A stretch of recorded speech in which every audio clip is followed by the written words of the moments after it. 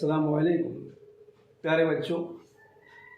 दुआम जमात की उर्दू ज़बानदानी किताब से सबक नंबर 11 हमने इससे पहले उसको पढ़ा था, बुलंद ख़वानी की थी। चलिए आज मैं आपको उस सबक के बारे में मालूमात देता हूँ कि उस सबक में हमने क्या पढ़ा।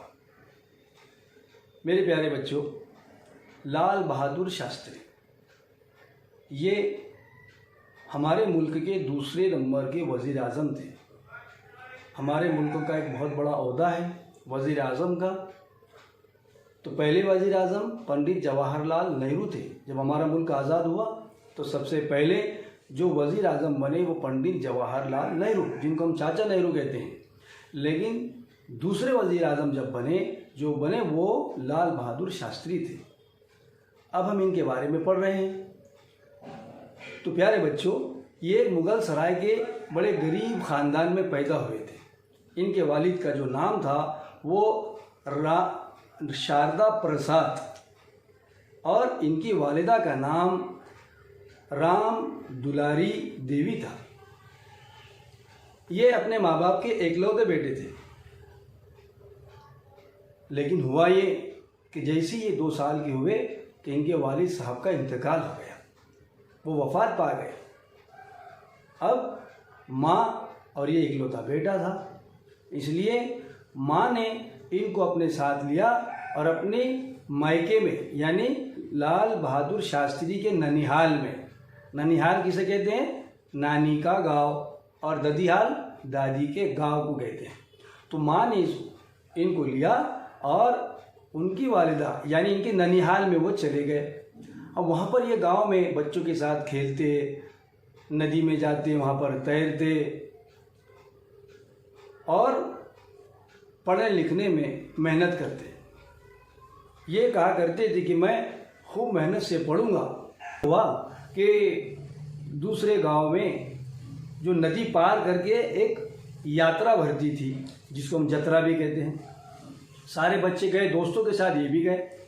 वापसी में ये हुआ कि जाते वक्त और आते वक्त उसमें पानी था नदी में, तो नाव के ज़रिए से जाना और आना होता था।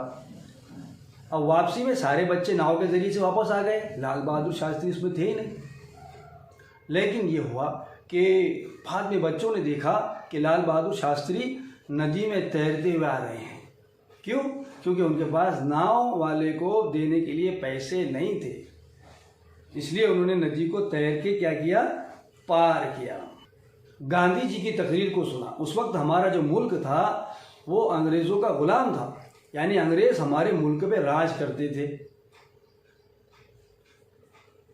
और अंग्रेज़ जो है यहाँ पर जुल्म सितम करते थे हिंदुस्तानियों पर, भारत के लोगों पर। तो उस वक्त में तहरीक चल रही थी आज़ादी की कि मुल्क को आज़ाद कराओ। बड़े बड़े नेता जैसे गांधी जी, पंडित जवाहरलाल नेहरू, मौलाना अबुल कलाम आज़ाद, ऐसे बहुत सारे नेता मुल्क को आज़ाद कराने में लगे हुए थे। तो इन्होंने जब ये मैट्रिक में थे लाल बहादुर शास्त्री, तो इन्होंने गांधी जी की एक तकरीर को सुना और वो तकरीर इनको बहुत भाई। फिर इन्होंने भी तहिया कर लिया कि मैं भी अपने वतन की आज़ादी के लिए मैं भी लड़ूंगा। फिर इन्होंने भी सत्याग्रह जो तहरीक थी गांधी जी ने जो चलाई थी, उस तहरीक में इन्होंने हिस्सा लिया। प्यारे बच्चों,